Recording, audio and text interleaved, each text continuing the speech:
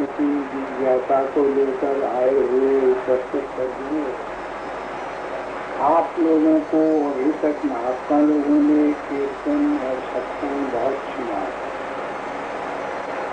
आज यहाँ पर आप जिस कार्य के लिए आए हैं, गुरु महाराज जी के अवतार दिवस की खुशी को मनाने के लिए आए हैं,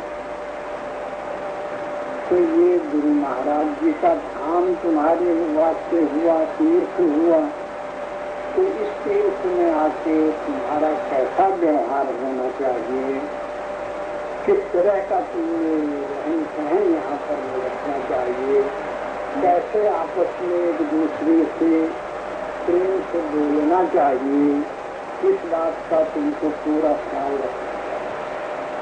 क्योंकि गुरु महाराज जी का घर तुम्हारा घर है, तुम गुरु महाराज जी के प्यारे बच्चे हो, और पिता जो कुछ भी बनाता है वो पुत्रों के लिए ही बनाता है। गुरु महाराज ने ये जो कुछ हम लोगों के लिए बना दिया, ये सब अपने बच्चों के लिए बना। अब इस घर की शोभा कैसे बढ़े, महाराज जी का नाम कैसे हम उजागर कर सकते हैं, हम यहाँ क्या हमारे को करना चाहिए, हर वक्त हमको ये सोचना है। अगर हमने इन बातों पर विचार करके अपने जीवन में आचरण किया तो हमारा जीवन और दरबार महान बनेगा और तुम्हारा जीवन आदर्श होगा। और तुम्हारे जीवन के यही कारनामे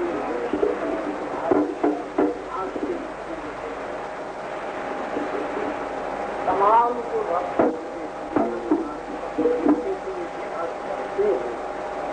उन लोगों ने जो या उन्होंने जो कुछ सच्चाई का परिचय दिया, उन्होंने इतिहासों में लिखा जाता है, उनको भक्त लोग पढ़ते हैं। और उन महापुरुषों के चरित्रों के पढ़ने का मतलब क्या है कि जैसा हमने उन किताबों में पढ़ा, जैसा हमने उन महापुरुषों के लिए सुना, हम भी अपने जीवन को ठीक वैसा बनाने की कोशिश करें।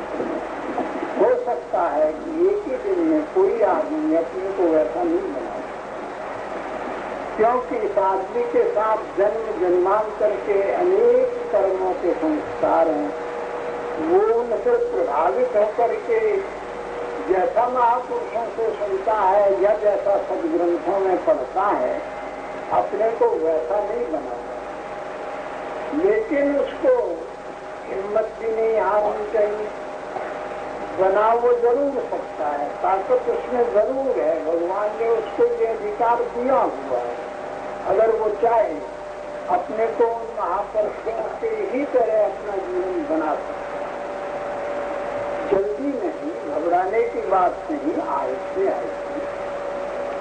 जब तुम उस रास्ते को पकड़ लिए, हाँ इतनी कोशिश करो कि जितना आगे चले गए बस चले गए, अब पीछे मुड़ने की कोशिश मत करो। और आगे बढ़ते ही चलो तो तुम अपनी मंजिल को एक दिन जरूर तय करोगे। तुम्हारी मंजिल क्या है, तुम किस बात के लिए यहाँ पर आए हो, तुम उस मंजिल को समझने के लिए आए हो।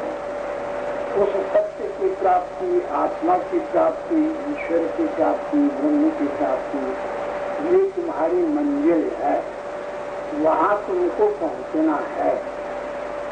लेकिन वहाँ एकदम कोई छत पर छाल मार के नहीं जाता, सीढ़ी बसीढ़ी छत के ऊपर जाया जाता है।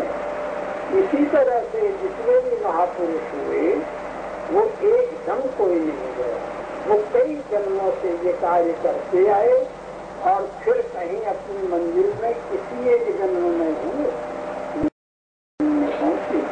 इसी तरह अब जो कुछ तुम कर रहे हो, निष्काम भाव से सेवा, भक्ति, प्रेम, जप, जो कुछ भी तुम शुभ कर्म शास्त्र वेद करते हो, अभी तुमको शायद पता न लगता हो हमने अपने जीवन में क्या तरक्की की, लेकिन तुम्हारा किया हुआ वो कर्म सब जमा है। भक्ति बीज पलटे नहीं, पलट जाए ब्रह्म। भक्ति निष्काम भाव से की हुई जो भक्ति है वो कभी नाशती नहीं। हाँ, इतनी बात है कि वो समय पाके तुमको दी जाएगी जब तुम उसके अधिकारी बनोगे। अब तुम जो कुछ कर रहे हो ये तुम्हारा जमा होता जा रहा है, थोड़ा बहुत तो क्यों। आदमी कुछ सही करता है, कुछ गलत करता है, तो सही गलत के चक्कर में रहने की वजह से वो गलत हिस्सा उसके संसार के कार्यों में लगा दिया जाता है, प्रारब्ध के रूप में उसे दे दिया जाता है, और जो ठीक है वो उसके कल्याण के लिए रिजर्व में रखा जाता है। तो जब तुम आहिस्ते आहिस्ते आहिस्ते थोड़ी थोड़ी करके इस तरह से अपने को आगे बढ़ा लोगे तो तुम्हारी वो पुरानी कमाई उसके साथ जुड़ जाएगी, और जिस वक्त वो कमाई जुड़ जाएगी तो तुम्हारे जीवन में एक चमत्कार पैदा हो जाएगा। जैसे कि तुमने महापुरुषों के इतिहासों में पढ़ा है, बाबा नानक कोई बहुत बड़ी बात नहीं करते थे, घर में थे, जानवर चराने जाते थे और अपने बच्चों के साथ खेलते थे, लेकिन उनको भेजा गया सच्चा सौदा करने के लिए, और वो गए, उन्होंने महात्माओं को देखा और उनके दिमाग में आया, पिछले जन्मों के संस्कारों ने उनको प्रभावित किया और इस बात के लिए कहा कि दुनिया का तो सब सौदा झूठा है। तो सच्चा सौदा तो ये है कि जो महात्माओं को भोजन करा देते, भंडारा कर देते, उसने भोजन करा दिया, पैसे जो थे खत्म हो गए और घर लौट गया। सौदा का मतलब, सौदा जो किया तो सौदे का मतलब होता है कुछ लिया और कुछ दिया। जो पैसे पास थे वो तो वहाँ भंडारे में दे दिए, और वहाँ से जो महापुरुषों के द्वारा दीक्षा मिली उसको ले आए। अब बात तो वही है, वही दीक्षा तो तुम सबको मिली हुई है, लेकिन बाबा नानक घर आए तो उनके ऊपर दुनियादारी के ढंग से जो कुछ पिता ने या माता ने शक्ति की, माता तो प्रेमी करती थी, पिता ने शक्ति थी, जरा कुछ उनको डराया, धमकाया, मारा, तो माँ को दया आई तो माँ ने कहा जाओ बेटा तुम भैंस लेके खेतों में चले जाओ। तो वो चले गए चराने के लिए, और वहाँ जाके भैंसों को कहा भाई देखो तुम अपना घास करना और ये गड़बड़ मत करना, कोई दूसरों के खेतों को करने लगना। तो आप जाके एक पेड़ के नीचे बैठ गए और वहाँ जाके उन्होंने कहा मैं जो कुछ आज समझ के आया, क्या वो क्या बात है, उसमें क्या है जरा करके देखो। तो वो अपने आंख बंद करके उस जप को करने लगे। जप में वृत्ति के लगते ही उनकी समाधि लगती, और वहाँ भैंसों ने खेत खा लिया। उधर से वो खेत वाला बिगड़ते हुए आया, बाबा को डांटने लगा, फटकारने लगा। तो उन्होंने क्या देखा उस बच्चे ने कि महाराज के सिर पर सांप ऐसे छाया गया है। तो उसको अपना गुस्सा तो भूल गया और वो लौट आया। तो कहने लगा ये तो कोई सही बना के खा लिया, सांप में मर जाएगा। वो चला आया, सांप गायब हो गया, महाराज उठ गए। तो वो उठे तो बच्चे ने उनसे कहा कि तेरे भैंसों ने मेरा खेत खा लिया। कहने लगे अच्छा कोई बात नहीं, खा लिया, जितना तुम्हारा अनाज खाया है उतना हम तुम्हें अनाज भिजवा देंगे घर से।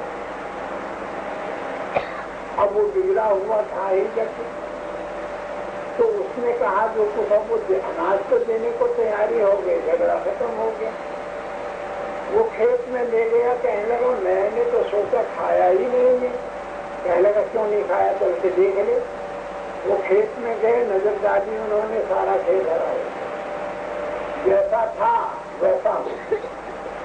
जब हैरान हो गया, कहने लगा क्या गलत हो गया, अभी मैं खाया हुआ खेत देख के गया, इसने देखा तो ये सब लहा उठा, ये फसल तैयार हो गई, ये क्या बात हुई, ये जरूर जादू सीख गया।